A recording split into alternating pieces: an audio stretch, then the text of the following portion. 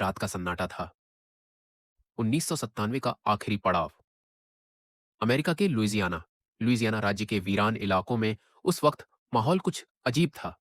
Police को लगातार एक के बाद एक लाशें मिल रही थीं। ऐसी लाशें जिन्हें देखकर अच्छे अच्छों के रोंगटे खड़े हो जाएं। किसी के हाथ पांव कसकर बंधे हुए थे, किसी के शरीर के निचले कपड़े तक गायब थे, और उनके साथ जिस बेरहमी से बर्ताव किया गया था, उसे बयान करने के लिए शब्द भी कम पड़ जाए। हैरानी की बात यह थी कि सभी पीड़ित लड़के थे। कोई 18 का, कोई 20 का, तो कोई अभी स्कूल या कॉलेज का छात्र। सवाल बड़ा था, आखिर कौन है जो युवा लड़कों को टारगेट बना रहा है और इतनी हैवानियत से उनकी जान ले रहा है?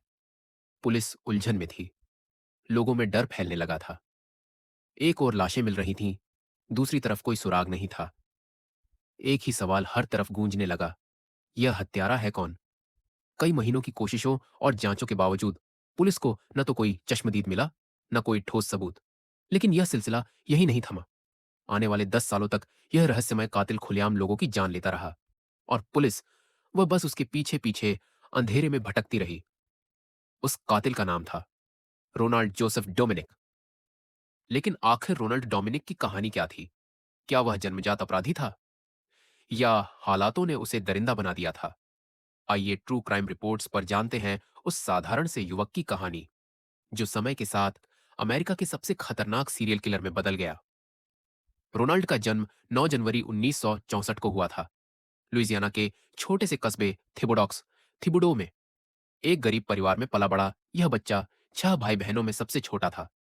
पिता मजदूर थे, मां घर संभालती थी। गरीबी और संघर्ष रोनाल्ड के जीवन के शुरुआत से ही साथ ही रहे। बचपन में ही उसका स्वभाव दूसरों से अलग था।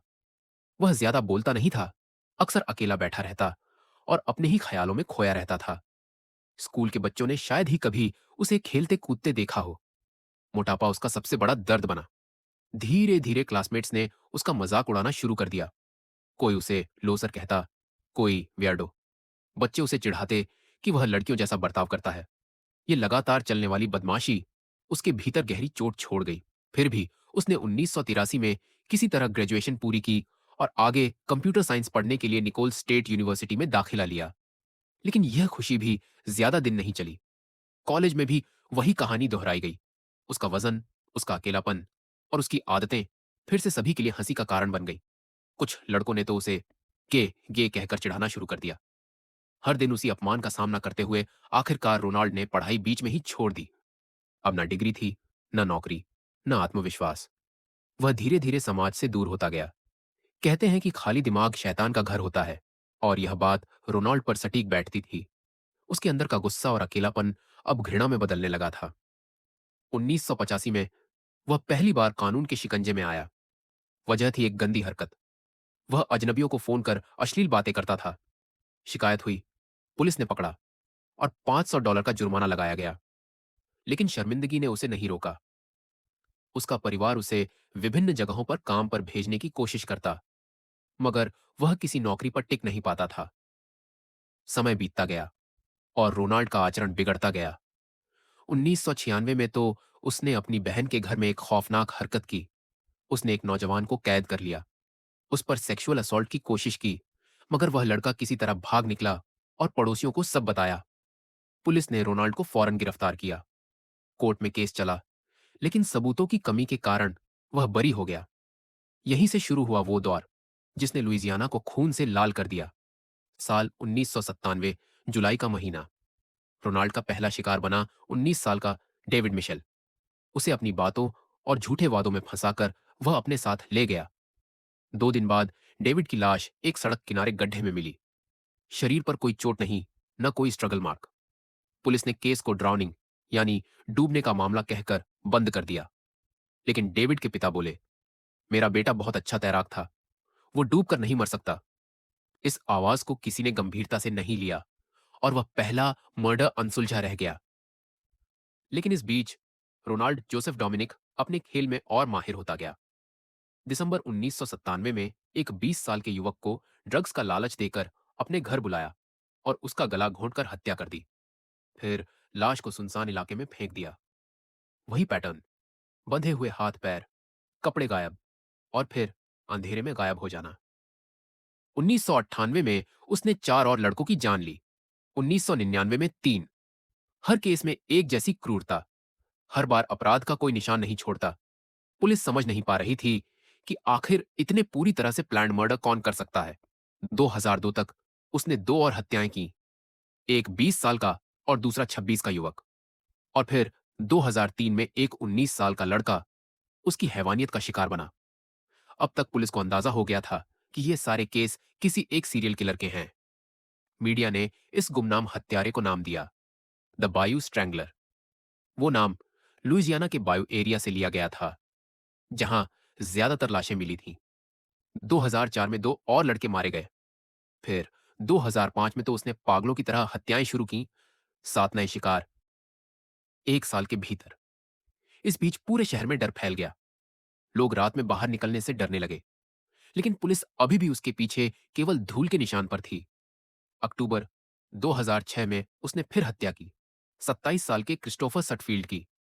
लेकिन इस बार किस्मत उसके खिलाफ गई। कुछ गवाहों ने बताया कि उन्होंने क्रिस्टोफर को आखिरी बार एक काले रंग की एसयूवी में एक अजीब से आदमी के साथ देखा था। पुलिस को थोड़ी उम्मीद जगी, लेकिन एसयूवी का पता नहीं चला। फिर नवंबर 2006 आया, जब उसकी किस्मत पलट गई। रोनाल्ड ने इस बार शिकार चुना, रिकी वॉलिस नाम के युवक को। दोनों की दोस्ती ड्रग्स के जरिए हुई। डोमिनिक ने रिकी को शराब, ड्रग्स और लड़कियों का लालच दिया। एक रात वह रिकी को अपने घर बुलाता है और कहता है कि आज जो लड़की आएगी वो मेरी गर्लफ्रेंड है और उसे बॉन्डेज पसंद है, इसलिए मुझे तुम्हारे हाथ पैर बांधने होंगे। रिकी के मन में झटका लगा।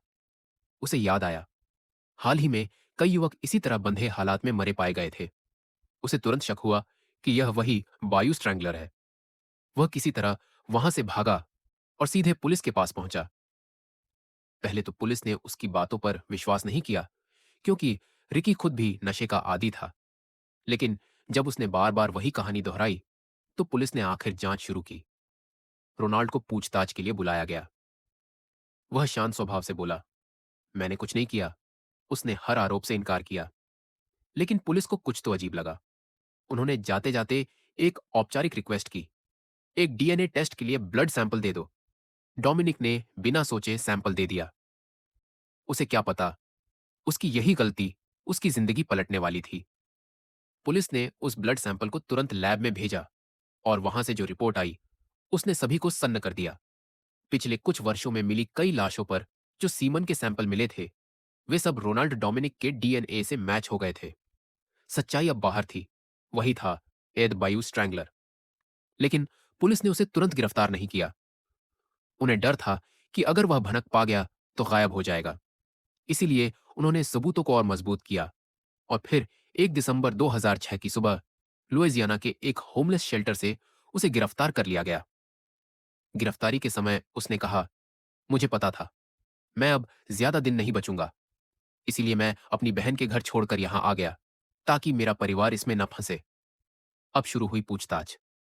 पहले तो वह सब कुछ नकार गया, लेकिन जब प्रशासन ने उसे डेथ पेनल्टी से राहत देने की बात मानी, तो उसने सब कुछ उगल दिया। उसने 23 हत्याओं का कबूलनामा किया। साल 1997 से 2006 तक की हर एक हत्या की तारीख, तरीका और वजह तक बता डाली। जब उससे पूछा गया कि उसने ये सब क्यों किया, उसका जवाब किसी को संतुष्ट नहीं कर पाया।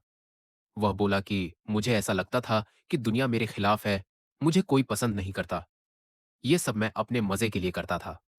मनोवैज्ञानिकों का कहना था कि रोनाल्ड दरअसल गहरी डिप्रेशन और सेक्सुअल डिसऑर्डर का शिकार था। वह अपने अंदर के गुस्से और अस्वीकृति को ऐसे विकृत तरीके से निकालता था। उसके ज्यादातर शिकार समाज के कमजोर वर्ग के थे, ड्रग्स के आदी, गरीब, होमलेस या गे समुदाय के लड़के, जिनकी गुमशुदगी पर कोई गंभीर ध्यान नहीं देता था। इसी वजह से वह सालों तक बचता रहा। आखिरकार सितंबर 2008 में कोर्ट ने उसे दोषी करार दिया। सजा सुनाई गई, 8 बार आजीवन कारावास, बिना किसी पैरोल के। अब वह लुइजियाना की जेल में अपने जीवन के आखिरी दिन गिन रहा है। रोनाल्ड डोमिनिक, एक ऐसा शख्स जिसने 10 साल तक पुलिस की आंखों में धूल झोंकी, 23 लड़कों की जिंदगी छीन ली और हर बार चेहरे पर वही ठंडी मुस्कान रखी। आज उसके नाम से अमेरिका में खौफ के किस्से सुनाए जाते हैं। उसकी कहानी यह साबित करती है कि कभी-कभी सबसे खतरनाक चेहरे वही होते हैं जो सबसे शांत दिखते हैं। दोस्तों, यह थी कहानी रोनाल्ड जोसेफ डोमिनिक उर्फ द बायो स्ट्रैंगलर की। एक ऐसा कातिल जिसने अपनी आंतरिक नफरत को लोगों की जान लेकर निकाला। अब सवाल आपसे, अगर आपके हाथ में फैसला होता तो आप रोनाल्ड के साथ क्या करते? बताइए कमेंट्स में। अगर आपको हमारी यह मेहनत पसंद आई हो तो इस वीडियो को लाइक और शेयर करना ना भूलें। और हां, अगर आपने अभी तक हमारा channel true crime report subscribe नहीं किया है तो तुरंत कर लीजिए और बेल आइकन जरूर दबाएं ताकि अगली भयावह सच्ची घटना की कहानी सबसे पहले आप तक पहुंचे। धन्यवाद।